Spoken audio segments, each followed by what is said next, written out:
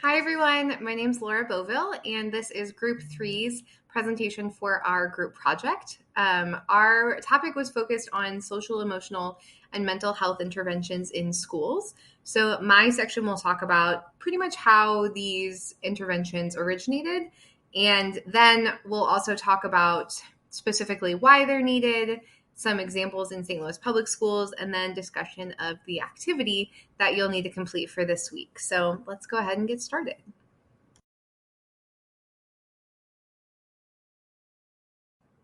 So if you're wondering what social, emotional, and mental health interventions look like in schools, these are essentially empirical and evidence-based practices for helping students manage not only their own mental health, but their relationships with those around them, peers, instructors, the school community in general.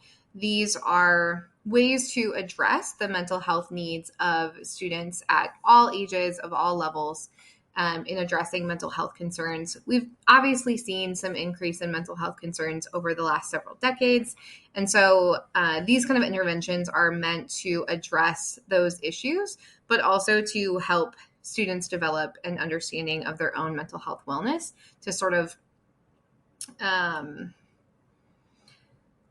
not just to address mental health issues that already exist, but to prevent them in future. So these interventions promote obviously social and emotional health, but understanding of your individual behaviors and how those impact other people.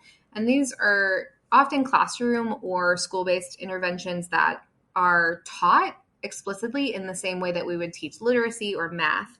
Something else that I found when looking into social emotional learning is that these interventions not only focus on students and student mental health, but teacher mental health as well, which I think is a piece of this puzzle that we often not ignore, but we forget that supporting teacher mental health and how teachers are interacting in their classroom will obviously benefit the students that they serve and the community that they're a part of.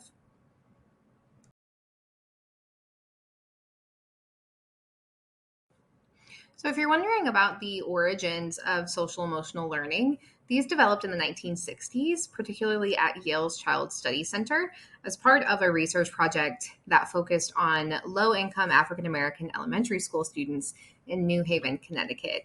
So, what this research focused on was whether having explicit support for students' social and emotional needs would lead to improved outcomes in their academic and behavioral areas. And they found that it absolutely did, that supporting students' mental health led to better academic performance and fewer behavioral issues like suspensions and expulsions. So SEL has been around for quite a while, but I think we're now seeing it kind of more explicitly in school systems, kind of built into curriculums. In 1994, CASEL was founded, which is the Collaborative of Academic, Social, and Emotional Learning. It's a nonprofit that focuses specifically on developing SEL curriculum.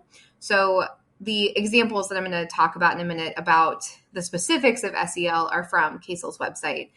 But something else I found was that in 2019, the definition of social emotional learning was also changed to add the idea of transformation or transformative SEL, which takes into consideration social inequities and societal issues that influence a student's mental health or their own social emotional wellness.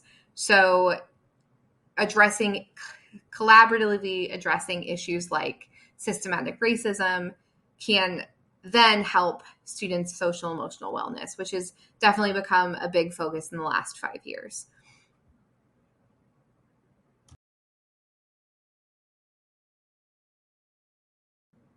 So now that we know how SEL started and in general what these types of interventions are, what I'd like to focus on is how you can kind of conceptualize this idea of social emotional learning and connect it to some of the topics that we've studied so far. So I mentioned CASEL in the previous slide that was established in 1994, and their framework for social emotional learning is this image here. So you can see at the center is this definition, sort of social emotional learning.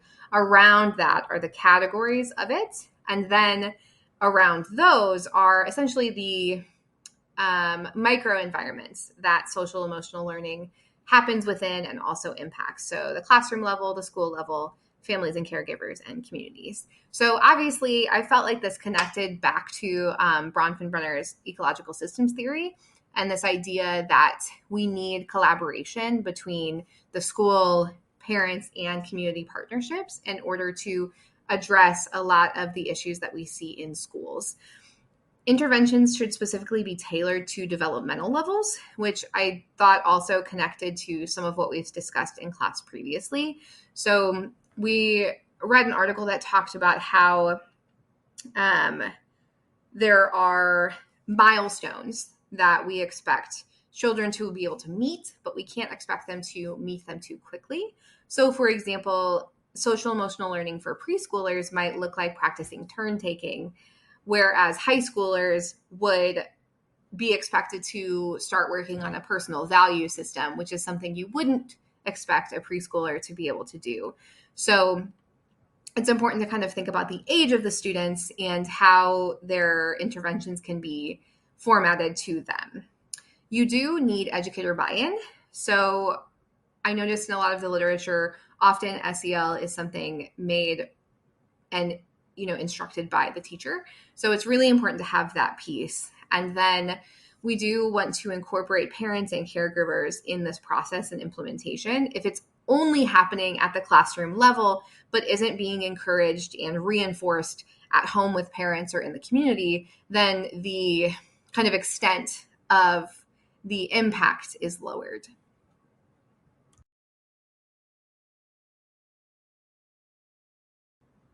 So next, I wanted to talk specifically about the aspects of social emotional learning. So these involve 5 tiers, and this is from Kasel's perspective, but I saw this also reflected in other literature. These include ideas of self-awareness and self-management. So from a personal perspective, someone's ability to understand their own emotions and to manage their emotions and thoughts. So, for example, managing stress or goal setting is part of self-management. So for students of different age groups, they might be expected to be aware of when they're angry and how to communicate that in a way that's productive. There's also the idea of relationships and social awareness that takes this idea of mental health from something internal to something external. So relationships being able to establish and navigate effective connections with others. And then social awareness, being able to understand and empathize with others who you may not know personally. Finally, the 5th aspect is decision making. So this is making social and constructive choices in a variety of situations. So it's managing kind of the unknown, but also being prepared for situations with other people and able to sort of future plan for, if this were to happen, how would I act within this in a way that promotes my own social, emotional, and mental health well-being.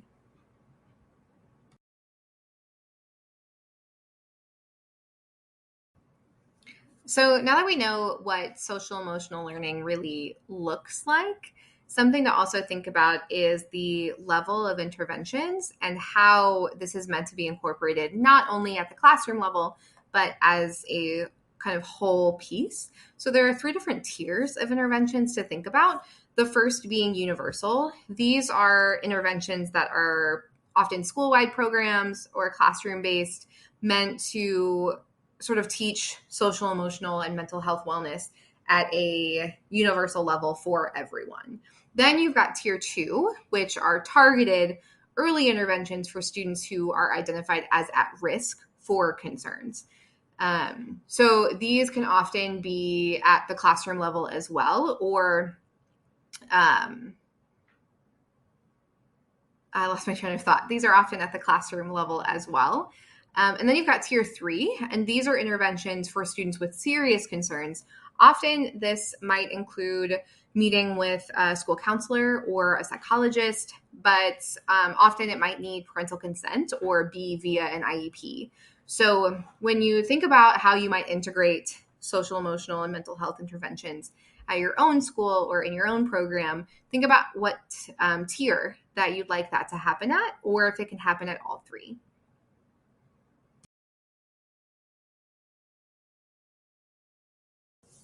The last piece of my section I wanted to discuss are some specific examples of what these interventions might look like. Later in our presentation, we'll also talk about some specific programs in the St. Louis area.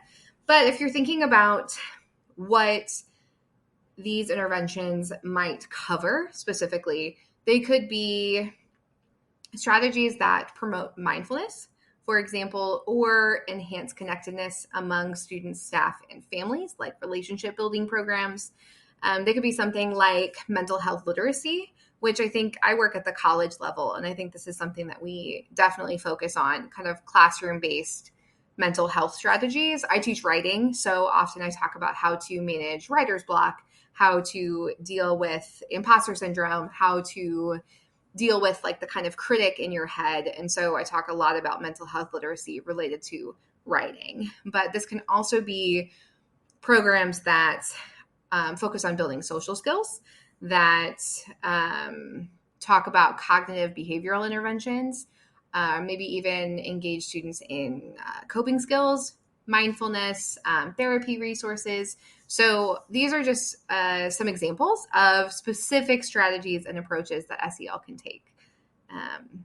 Hope you enjoy the rest of our presentation.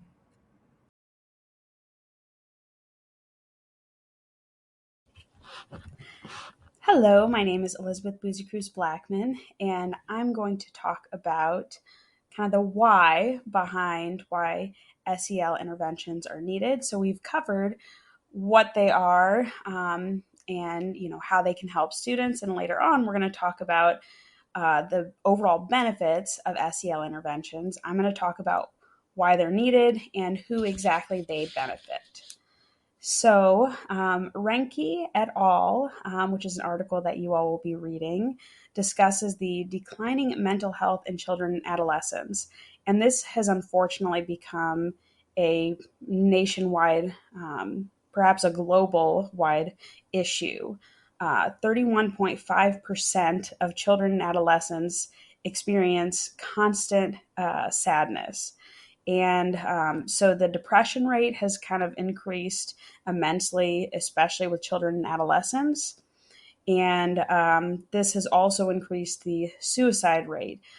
So suicides of children and adolescents have grown by 56% in the past decade and a half, which is an incredible problem, and one which I believe SEL interventions can help to at least mitigate.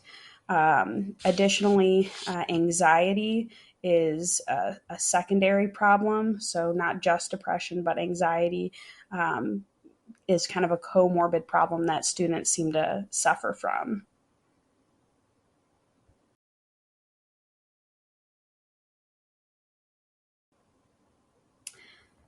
So, as we can see, there is a continually growing problem of these mental health and behavioral issues with students in schools K through 12.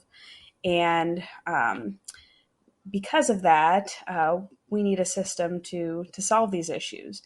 And unfortunately, there has been a lack of consistent assessment and interventions to help students who struggle with these problems. And SEL interventions are a way to really target those student issues of depression, anxiety, other social and behavioral issues. As Laura mentioned, the MTSS, or multi tiered support system, can really help provide a framework for approaching these issues, because they provide preventative measures ahead of time. So by addressing it at the first level, the universal level, they're able to see which students actually need more targeted interventions, more targeted resources.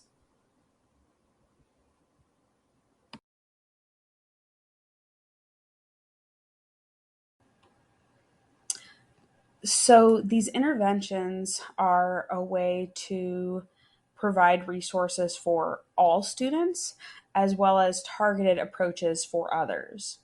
So, as Laura mentioned, there are three tiers in the MTSS system. So, Tier 1 provides universal services to all students. So, universal screening can really help with all students, but it can also be a way to identify issues with certain populations of students early on and um, work towards solving them. And the tier 2 and tier 3 students primarily consist of about 15 to 20% of the student population. So if there is not that universal screening, then those students are unfortunately might not be identified. And it was indicated that only 14% of schools report conducting universal screening of students' needs in these areas. And this can be seen as a disservice to students because then those tier 2 and tier 3 students, not all of them are going to be discovered, and they won't be able to get these resources. And later on in the presentation, we're going to be talking about the benefits of SEL, but here are just some additional reasons why SEL interventions are needed. They help with social awareness, self awareness, emotional regulation, and relationship skills, which ultimately benefits students' academic progress.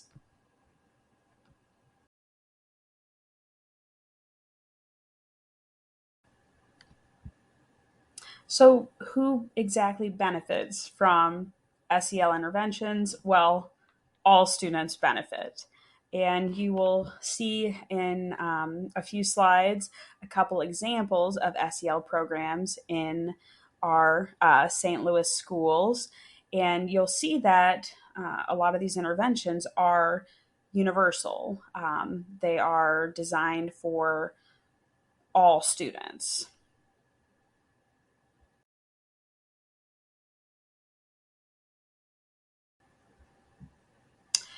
There are particular populations of students which might benefit most from these SEL interventions. And we talked earlier in the semester about adverse childhood experiences, and those can include items like poverty and trauma, and in this case, racism and discrimination can be factors. And it was found that students who are from a lower socioeconomic status or students who encounter racial discrimination could struggle more with these types of skills. And SEL interventions would really benefit this population of students. But unfortunately, it seems like the students who need this therapy or mental health services are not receiving these services because perhaps they are going to underfunded schools, schools with large populations of underrepresented students. And perhaps these schools don't have the funding for this level of intervention. But these are the students who really need it the most, who can benefit from it the most.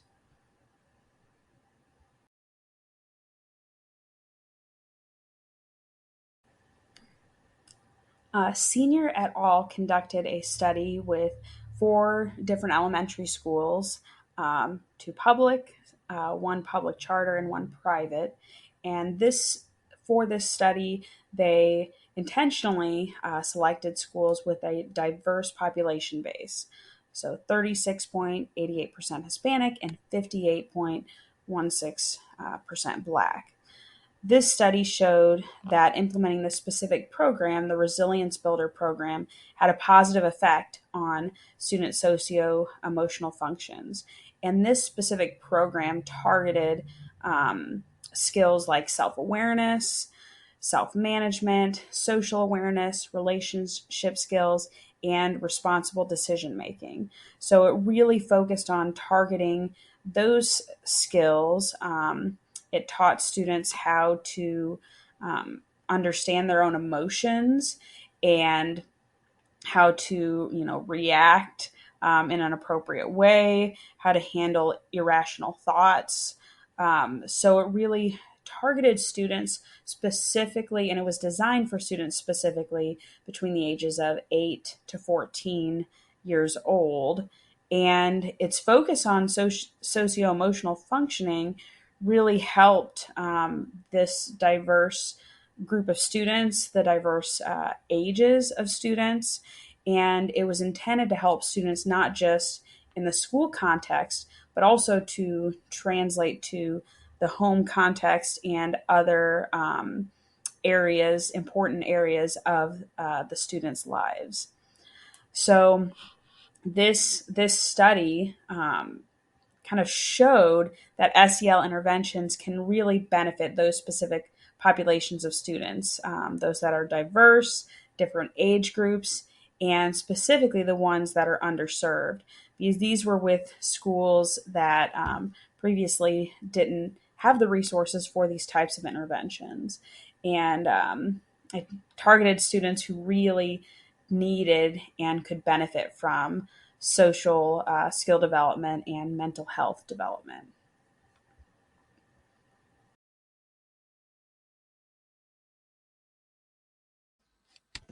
Hello everyone, my name is Haura Mohsen. In my section, I'm going to be discussing the benefits of social emotional learning intervention programs, how it affects children at school, how it affects their development, and actually not only the children. We're going to be also discussing how it's going to be affecting parents and also teachers. As we know, social emotional learning is an essential and a crucial part of the child development and learning and future success in different areas. And then we're going to be discussing this in details in the coming slides.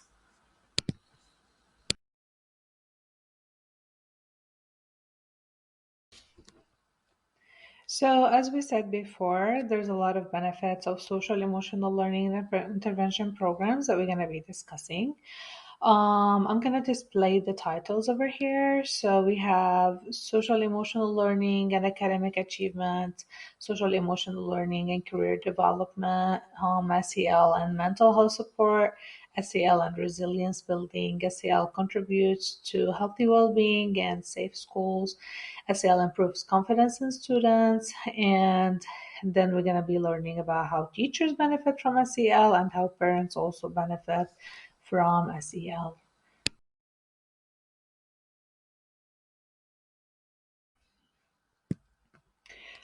So first we're going to be discussing how social emotional learning programs can affect academic achievement.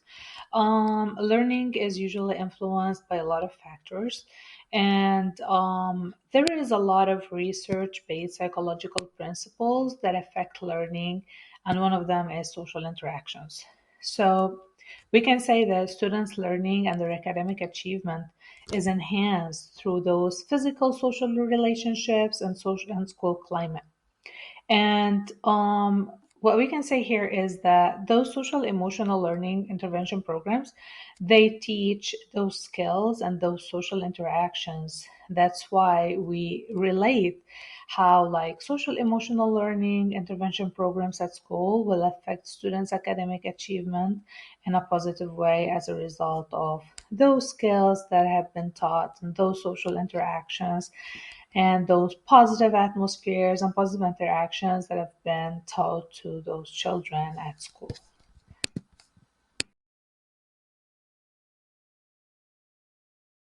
So, how can social emotional learning programs affect career development? As we can see that the social emotional learning programs, they help students effectively navigate the emotional and interpersonal aspects of a professional environment. An effective social emotional learning program, it actually teaches competencies like problem solving skills, like communication skills, like teamwork, decision making, and those skills and competencies, they're all required not just only for career choice, but also for career success. And it's going to be more effective if those social emotional learning programs are invested and implemented since early ages and since a young age, because this way we can really get the benefit of those programs later on in life, and helping those children to become really more successful in their career, and being able to make good decisions in their careers, and how to problem solve, because those are all skills, as we know, they're all required for a successful career and for the development of anyone's career too.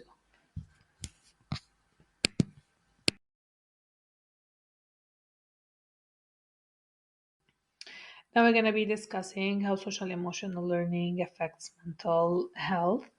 Promoting social awareness and emotional development, like managing emotions and setting goals and decision making through the SEL intervention programs in schools, it is a great way to support mental health of the students, and therefore there will definitely be it will definitely be less likely to experience anxiety among children and other psychological problems, because managing emotions is one of the biggest aspects of social emotional learning programs, and the social awareness too, and also the self-awareness.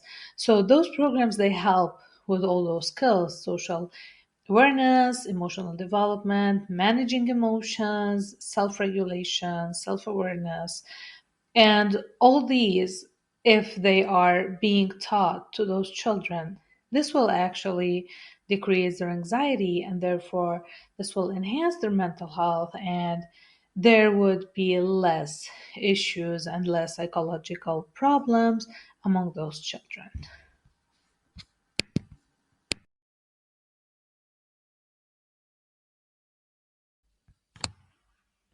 So, social emotional learning and resilience building.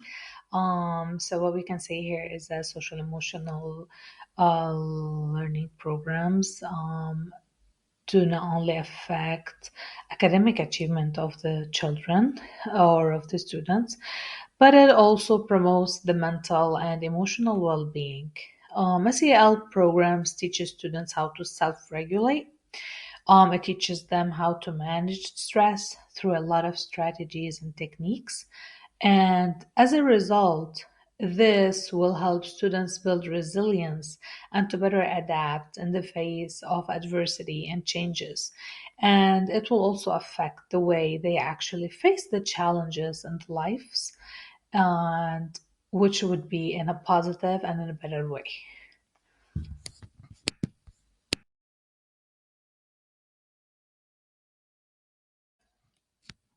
So, here in this slide, we're going to be discussing how SEL contributes to healthy, well being, and safe schools. We're not saying here that social emotional learning programs that they replace mental health interventions. But as we mentioned earlier, social emotional learning programs, they provide, like we can describe it as protective factors, caring relationships, safe and supportive environments.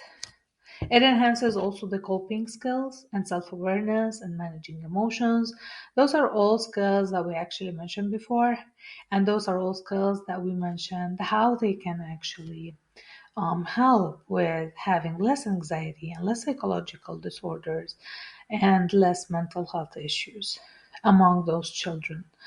SEL programs, they provide a better understanding of how to effectively manage behaviors and therefore creates a less stressful classroom environment because of positive relationships with teachers and peers.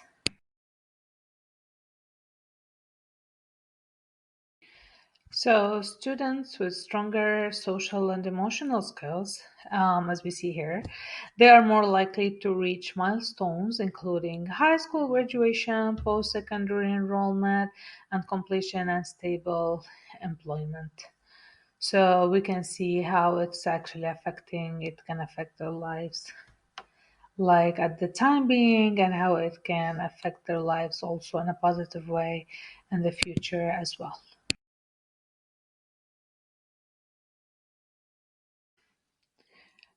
So, social emotional learning also improves confidence in students. How can this be? Through implementing social emotional learning programs and learning in the classroom, this will help students turn inward. This means that it helps them to trust themselves, to be more confident, to trust their ideas, to trust their decisions. Um, Instead of constantly be looking for attention or for praise from others, from peers or from teachers. So they are confident enough to make those decisions, to share their ideas, to cooperate with others, to interact with others in a positive manner, and also social emotional learning will help them to be more self aware and able to see how their decisions not only affect them, but how those decisions can also affect others around them. So they would be more confident whenever they take a positive decision or a good decision and see how it can positively affect the peers around them or all people around them.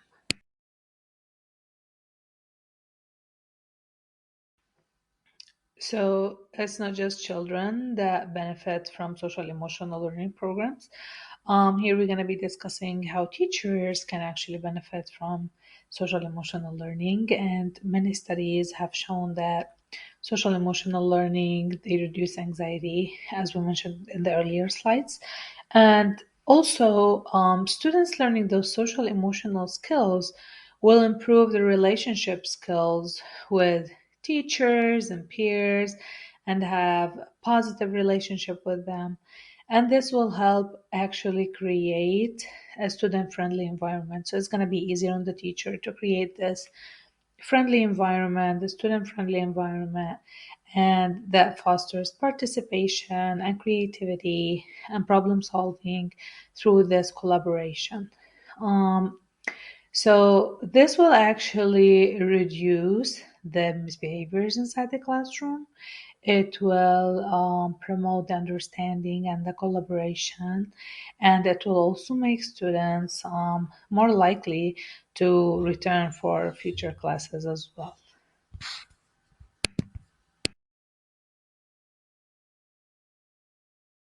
So, so how can social emotional learning benefit parent also as well? So what parent can do here is that they can model social emotional learning skills that have been taught at school. They can practice them at home, and this will create a stronger bond by improving communication skills, cooperation, active listening, and understanding emotions and regulation and feelings, and also respecting them. Um, so the same skills that have been taught at school through those social emotional learning intervention programs, they can also be taught at home if parents want actually to implement those programs. They're gonna be having the same benefits as the teachers are having, and the school is having, as a consequence of implementing those social emotional learning programs. This will create a stronger bond between the parent and the teachers, because social emotional learning skills, it's gonna depend on active listening, where parents will have to actually actively listen and effectively listen to their kids, to their children, try to understand them, try to understand their emotions and feelings and respect them. And this will also improve the communication skill between them and all the communications among parent and children. And this will actually lead into a better and to a positive relationship and to a positive bond between parent and children. So we can see how like really how great it is if parent can really apply those social emotional learning and teach their kids those social emotional skills and work hard on that, because this is what actually builds a successful person in the future, with less mental health issues, a more confident person who is successful academically on the career level, um, is successful as a person, um, and yeah, so it is very important that we all try to implement those social emotional skills and teach them to our kids since young age, so we can actually have more successful people in the future. So this was my part about, and thank you so much.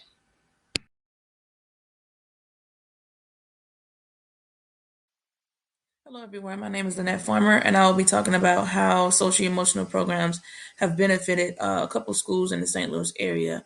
So there'll be one St. Louis City public school and one charter school that I actually worked at, had a chance to work at myself and implement these programs. And so Pika Pack, so there's Pika Pack and then there's second steps. So first, Pika Pack is a research-based social emotional program. It uses skills and strategies to help the children with problem solving and social emotional, just building social skills, being able to communicate, develop friendships, and work themselves through problems. They have, when I say research based, it means that is developed on the foundation of current research findings and best practices used in the field of social emotional learning, education, and psychology. So each program reviews research, so districts and schools have easy access to its research basis. And then evidence based program, which is the second steps program, means that external studies have shown that the curriculum has a positive effect on student outcomes. So soon after the release of the earlier print editions of our program, they followed standard practices of funding an external researcher to conduct randomized controlled trial studies. So it's evidence based. They conduct the trial in schools to prove that the program does work when implemented correctly. So again, PICAPAC, uh, it is developed for grades K through 12, and Second Steps is also developed for grades K through 12, and it helps to build social emotional skills, helps to nurture positive relationships, help children to manage their relations, manage their emotions. So, I mean, all of these things are very important because we have the academics and all those things, and which are the reason that children go to school, but they can't really participate in academics, or it can affect their academics if they're social emotional. They don't have the skills necessary to problem solve and to manage their emotions. So, uh, in the next few slides, I'll continue to explain how Second Steps and Pika Pack have been implemented into these two St. Louis schools and how what the benefit is.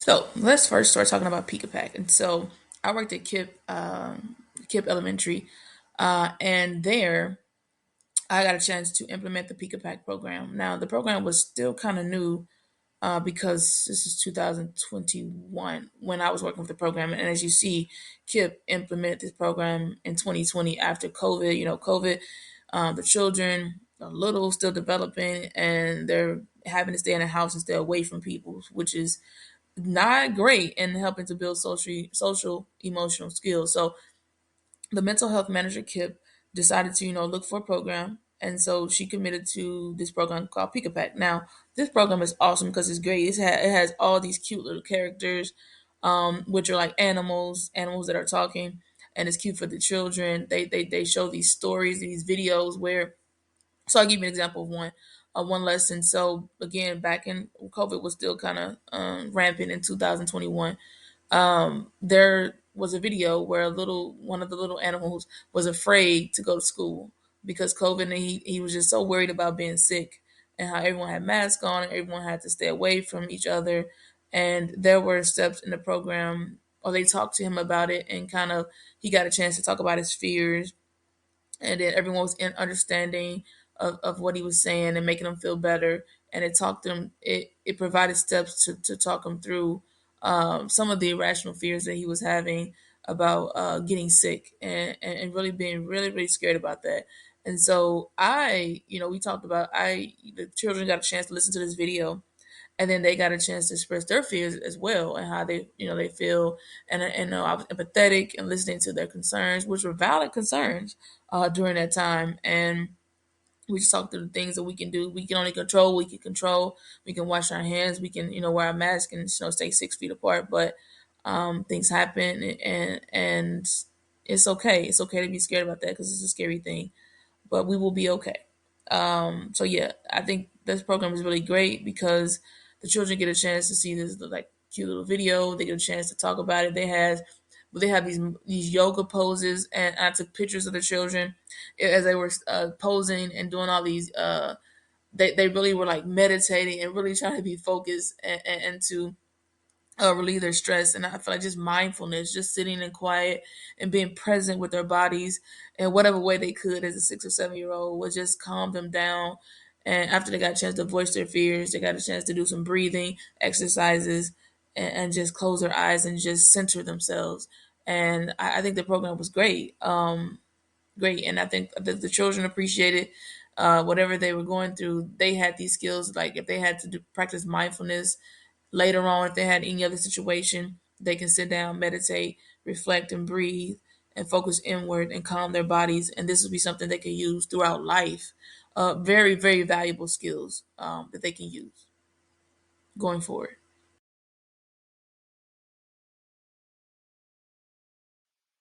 So here we have three. There were three elementary schools that participated in. So the KIPP Charter School District, they participated in the Pika Pack social emotional program. And so because the results were so great, KIPP was selected. Like if you go to the Pika Pack website, you will actually see KIPP as one of the schools where some of their success stories.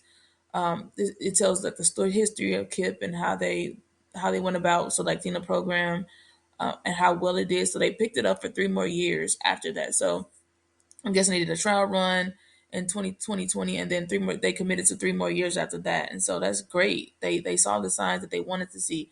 There's a comment from a teacher that says that they help their students to express their feelings more, be more productive. Is making the children more aware, and trying to read the feelings of other people around them. So it sounds like Pika Pack is working. Is working great at KIPP, and because of that, because of the success that it was having, KIPP is signed up to be a model, and they're on the website, and they to actually show the results and how well it's working at their school.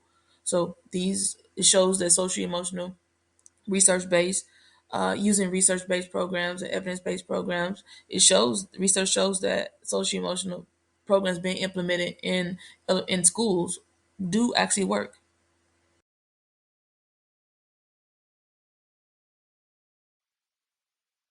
And right here's a direct quote from an educator at KIPP St. Louis. So she said, "My scouters love Pika Pack.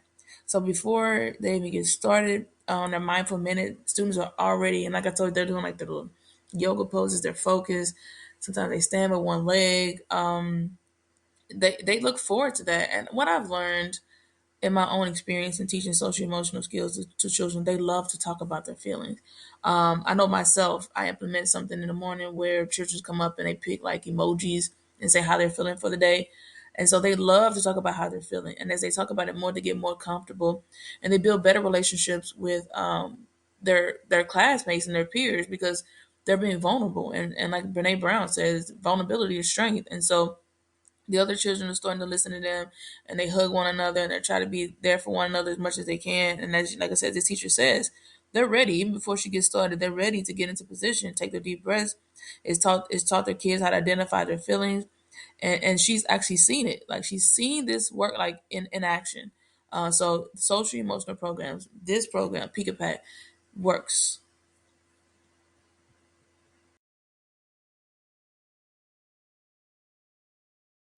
And right here we have some pictures. As you see, this is still the social during COVID and social distancing time. As you see, the desks were kind of spread far apart from one another. But as you see in the first picture, the student has their their hands, they're practicing their mindful minute, they're focused on their breathing. I'm sure I feel like this just calms them, gets them ready for the day. It sets the precedence for the day.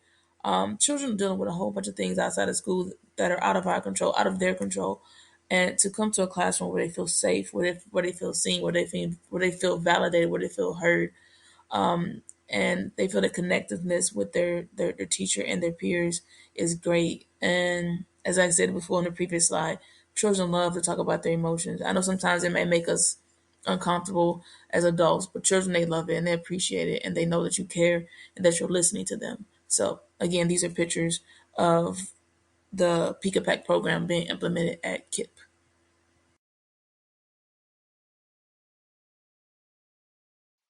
Now, second steps. Now, second step. I got a chance to see this implemented. So we actually, when I was doing my student teaching in Ferguson Florissant at an elementary school, now we were virtual. And so I saw most of this because most of the school year was virtual, but I did get a chance to see some of it in the classroom.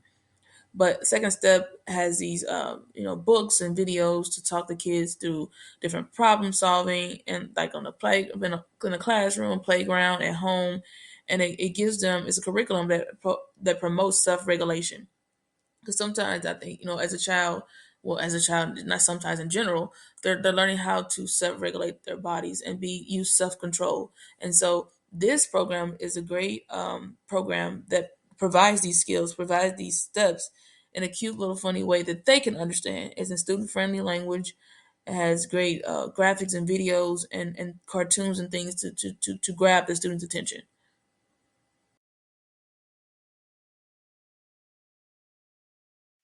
So here in this slide, we have the benefits of the Second Step program as it has been implemented in the Ferguson Florissant School District. So as we see, it improves student attitude towards learning, has increased motivation and commitment.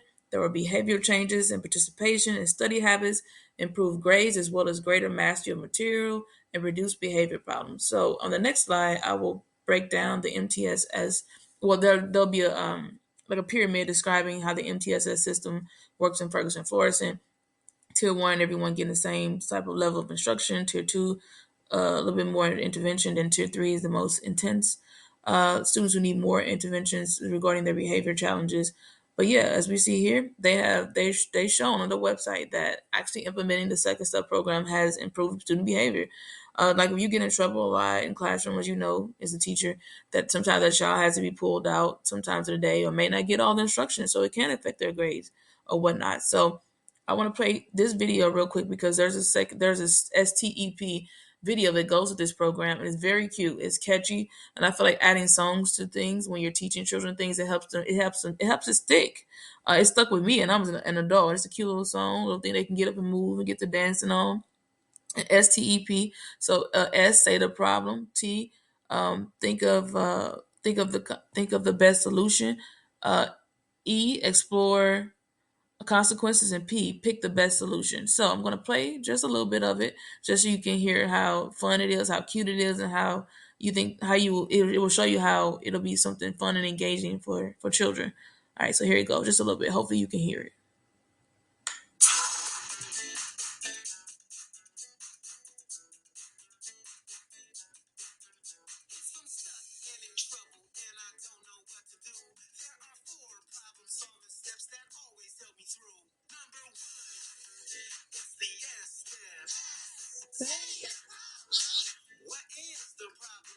P,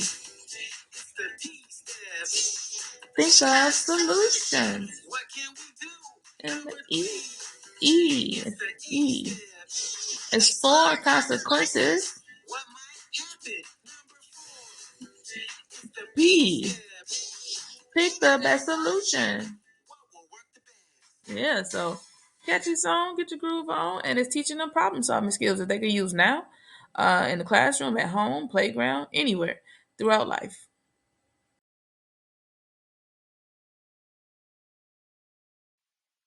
So this is a picture of a little mascot coming and talking to the children about social, emotional skills. They're all smiles. They're posing with them. I'm sure they had a great day, all smiles and everything. And so to the right is the MTSS framework. It's on the Ferguson Florissant School District website. As I said, stated before, Tier 1, universal. Everyone receives the second step program at Ferguson Florissant from grades K through 12. Everyone receives that in the classroom. I'm not sure how many often didn't say on the website, and when I was there, it didn't say how often they receive this, but everyone gets the second step program. Tier 2, strategic supplemental, so that's probably more small groups, a little bit more intense. Kids may need a little more support. Tier 3 is the most intensive, where children are having maybe more consistent behavior challenges. So the school steps in and gives them that additional support. So again, you can find this on the Ferguson Florissant School District website.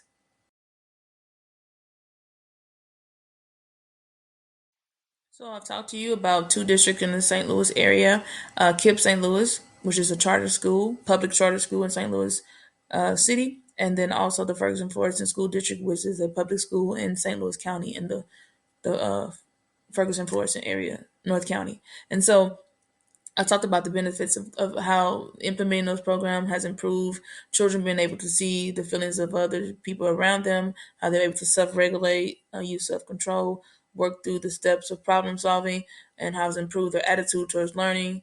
Has improved as evidence. They use these evidence-based programs, these research-based programs, which is the peek back and the second steps, and how it's improved the children at their school district. And so we wanted to, present this side and why other school districts could benefit also from adding a social emotional or mental health intervention program. And so here are some of the points that we feel like if they do choose to implement these programs, it will increase high engagement, enhance emotional expression, improve empathy, being able to see yourself in the other person's shoes and be more understanding, improve attitudes toward learning, increase motivation, positive behavior changes, academic improvement, and reduction in behavior problems. And so we feel like now the school district I'm in, we do not have a program, and we see that not having a program that children teachers have to take it upon themselves, or not have to, it's a best idea for them to take it upon themselves to teach this. Now it's not required, but I feel like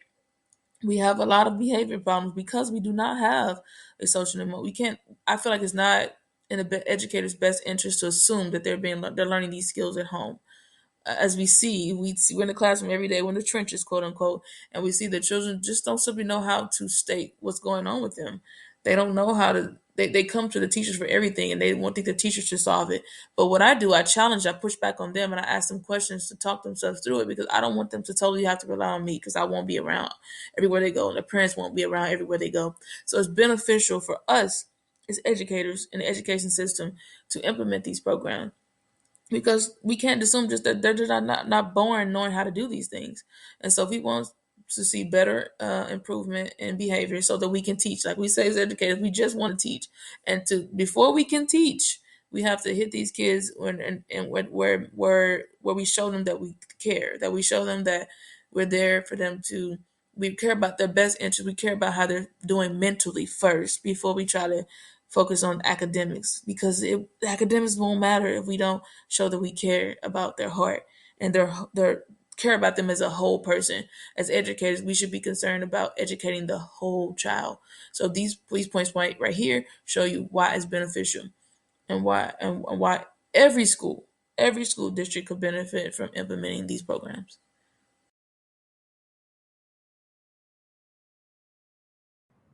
So now that you've gotten through all of the information in our presentation and you are an expert on school-based social, emotional, and mental health interventions, it is your turn to design your own SEL mental health intervention program. So the instructions for this are in the discussion board post for our week, but essentially In a post of about 300 words, we're asking everyone to design your own program. You can select a school that you teach at or create a fictional one that doesn't have an interventions program. In your case study, consider what the school is already doing, what needs the students have, and what a program might look like. In the instructions, we also have more questions to kind of get you thinking about what an interventions program might look like. So we're really excited to see what you come up with.